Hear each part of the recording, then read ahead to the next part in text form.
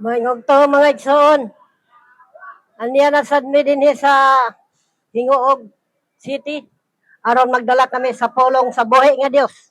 Tungod kay dili kita maluwas kung isalikway nato ang pulong sa Dios. Mga igsoon, ang akong pagadalon nga pulong karon mabasa nato dinha sa Ezekiel 18:23. Nagingon ang buhi nga Dios. Dili ko ikalipay nga mamatay ang usa ka makasasala. Palabihon ko pa hinuon nga maghinulsol siya og mobiya sa iyang mga sala aron mabuhi siya. Mga igsoon, salabtunon kayo ang pulong sa Dios. Ang kanang pangingon sa Dios nga mobiya kamo sa pagpakasala, maghinulsol. Gusto sa Ginoo nga mobiya ta sa atong mga sala ug moduol ta kan Jesus Christ tungod kay siya lang atong kaluwasan. Wala gay laing makaluwas ka nato mga igsoon. Busa mga igsoon, karon pa lang, pag hinulsol na mo, biya ka mo sa pagpakasala. Kayo wag padayon ka mapagpakasala. Silutan gid ka mo. Kay ang Dios dili malipay sa sala. Naadya sa iyang mga pulong nga maglikay ka mo sa sala. Labi na gyud ng pagsimba sa mga Dios tungod kay gikaligot-gutan niya, gikapungtan niya ang mga nagsimba niya na tungod kay wala makapahimuot sa Dios ang ginahimo sa mga tao nga mao ang pagsimba sa mga Dios. Pag-abot sa katapusan sa imong kinabuhi, kung mamatay ka nga nagpadayon ka sa pagtuo niya na abi nimo og maluwas ka, kaluwasan ang padulngan. Apan mamukpok ka sa imong dughan mga igsoon. Tungod kay isalikway ka sa buhi nga Dios nga si Jesus Christ, Yeshua HaMashiach. Tungod kay wala ninyo tagaig dili ang pulong sa Dios. Wala ka mo mag alagad sa buhi nga Dios. Pag-abot sa panahon nga maghukom ang Ginoo, gamay ra gyud ang makasulod sa gingharian sa langit. Tungod kay gamay lang ang mga tao nga nituo nga matinud-anon nga kinasing-kasing nila nga gituuhan nga si Jesus Christ mo'y atong kaluwasan. Sa mga igsoon, tabangin yung kaugmaon, labi na gyud ang atong kalag. Tungod kay ang atong kalag morning mo tubang dito sa buhi nga Dios. Morning hukman. Pag-abot sa katapusang mga adlaw mga igsoon, muatubang gid kita sa buhi nga Dios si Jesus Christ. Buhatag kitag husay kung unsay atong binuhatan dinhi sa ibabaw sa kalibutan. Maayo ba atong binuhatan or dautan ba? Nagpadayon ba kag pagpakasala? Busa nag-awhag kami kaninyo mga igsoon nga karon pa lang biya kamo sa pagpakasala. Dawatan ninyo si Jesus Christ sa inyong kasing-kasing. Pasudlan ninyo siya. Tungod kay naghulat lang na siya nga manawag kita mga igsoon. Mga yutag pasaylo, ipaubos na ito atong kagalingon. Maghinulsol ta, muduol ta kang Jesus Christ. Tungod kay nagtanaw kanunay ang buhi nga Dios sa atong mga kinabuhi. Nagtanaw siya kung unsay imong gibuhat. Malipay ang Ginoo kung nagtuman ka sa iyang mga sugo, mga igsoon. Tungod kay sa 100 kabuok, kung dunay usa nga moduol, maghinulsol, malipay na ang buhi nga Dios niya na. Magpista ang langit, ang mga anghel, malipay sila. Tungod kay dunay usa ka kalag nga naghinulsol og nibiya sa pagpakasala. Nidawat siya kan Jesus Christ. Kasi Jesus Christ gyud ang atong kaluwasan. Pag-abot sa panahon nga moatubang ta sa buhi nga Dios mga igsoon. Kung makita gyud ka kay wala magay makasalipod sa mata sa Dios. Babaw-an ka sa Dios kung unsay atong binuhatan. Maayo ba og dawtan? Pag hukmi kanimo, aya ka day mamukpok ato ka na nalabo na kasalinaw nga kalayo. Dili sayon mga igsoon nga maadto ta dito sa sulad nga kalayo.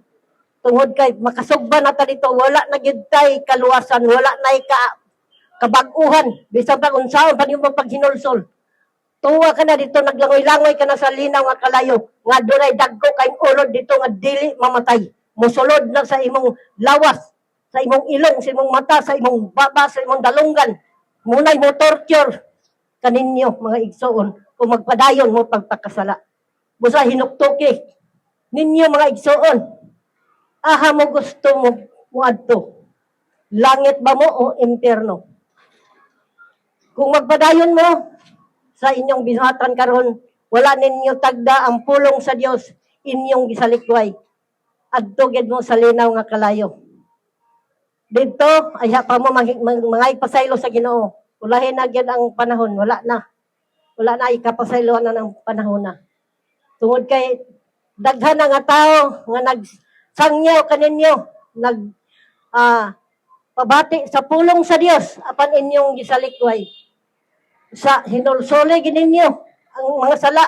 Paglikay mo sa mga sala, labi na kini pagpamalikas, pagpamakak, pagbutang-butang, pagpanapaw, ug mga buhat, mga droga, unsa na nga mga limbong sayawa sa inyong kinabuhi. Kung inyo nang amumahon, dominahon gid mo ni Satanas.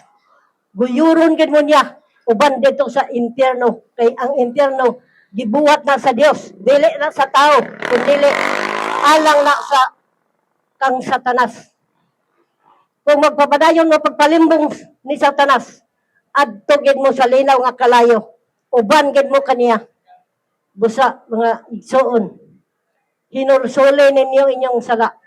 Duol kamo kang Jesus Christ kinaghulat ra na siya ninyo. Nagpaabot na si Jesus Christ kung magtawag kamo kaniya. Moduol kamo kaniya, mangayog pasaylog, mahinursol mo, biya mo sa mga sala. Kay aron mo maluwas. Ang saad sa Ginoo nindot kaayo mga igsoon. Kung magmatinud-anon pagduol kaniya, mangayog pasaylo, maghinursol mo, biya sa mga sala. Unya mag-alagad ka sa buhi nga Dios. Makasulod ka gyud sa iyang giyandam nga bagong langit, bagong yuta. Dito, magpuyo ka nga malinawon, malipayon, wala na problema dito mga igsoon. Puro kalipay ang atong patuyo dito sa langit. Di na to mabalaka nga mag-problema ka, wala kay trabaho, wala kay kwarta.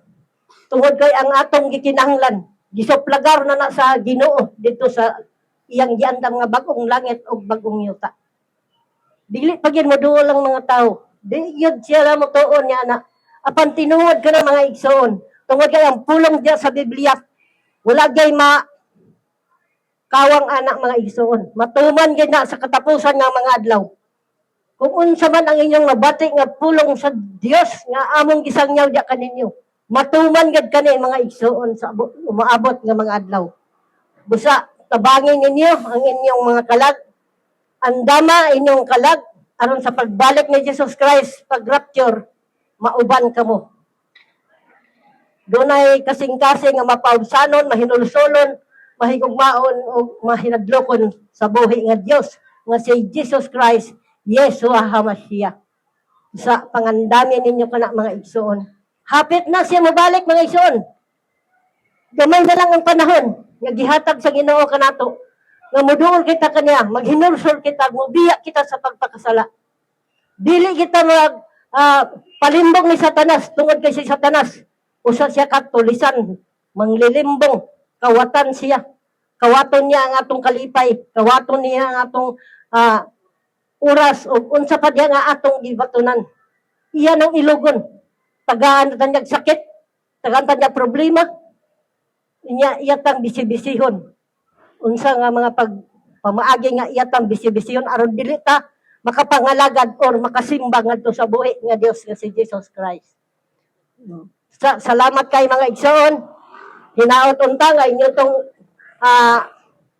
dili ninyo ipalabay nga kawang kato inyong nabatian. Kay layo na kaya mong gihikanan mga igsoon. Di ka na sa Cagayan de Oro City. Kaabot mi din sa inyong lugar. Aron magdala kami sa kaluwasan nga mao ang pulong ni Jesus Christ, Yeshua HaMashiach. Ug daghang salamat ug may ugto kaniyong tanan. Glory to God.